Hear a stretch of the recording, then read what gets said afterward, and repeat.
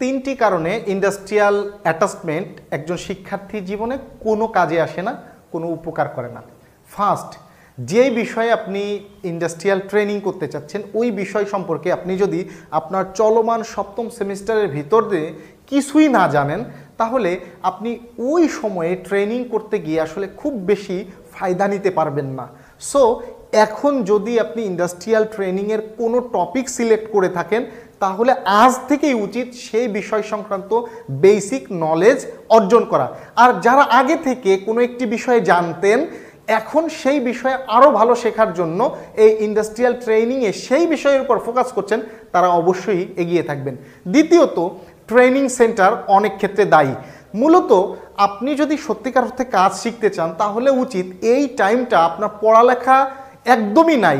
So যারা সরাসরি কাজ শিখতে চাচ্ছেন, তারা 2 ঘন্টা সময়টাকে ট্রেনিং বাবদ না দিয়ে বরং এই সময়ে চাকরির মতো করে যদি 8-10 ঘন্টা সময় দিতে পারেন, তাহলে আপনার এই ইন্ডাস্ট্রিয়াল ট্রেনিংয়ের টাইমটা অনেক বেশি কার্যকর হবে। কিন্তু আপনি যদি এই যে সপ্তাহে 3 দিন ক্লাস করবেন এবং 2 ঘন্টা, এই 2 ঘন্টা অর্থাৎ 6 ঘন্টা সপ্তাহে ক্লাস করে আপনি যদি ভাবেন যে আপনি এই সময় এক্সপার্ট হয়ে যাবেন, it will be very difficult to you. So আপনি যদি এইটাকে কাজে লাগাতে চান, আপনার উচিত 8 থেকে 10 ঘন্টা অফিস আওয়ারের মতো 6 দিন কাজ করা। তাহলে আপনি কোনো একটি বিষয়ে কিছু শেখার একটা অগ্রগতি পেতে পারেন, কিছু শেখার একটা ধাপে উন্নীত হতে পারেন। কিন্তু যদি এটা না করেন, তাহলে ইন্ডাস্ট্রিয়াল ট্রেনিং আপনার কাজে আসবে না।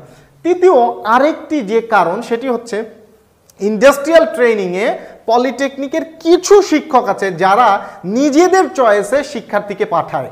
ফলে শিক্ষার্থী তার নিজের পছন্দ, নিজের রুচি মতো কোনো টপিক অথবা কোনো প্রতিষ্ঠান সিলেক্ট করতে পারে না।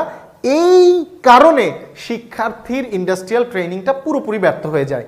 সো কাদের কাদের এই 3টি সমস্যা নেই, তারা একটু কমেন্ট করতে পারো যে আমার আগে থেকে একটা বিষয়ে জানা আছে এবং আমি ট্রেনিংয়ের ক্ষেত্রে 8-10 ঘন্টা ট্রেনিং করব এবং টিচার দ্বারা প্রভাবিত হচ্ছ না, কারা কারা, তারা কমেন্ট করে জানাতে পারো।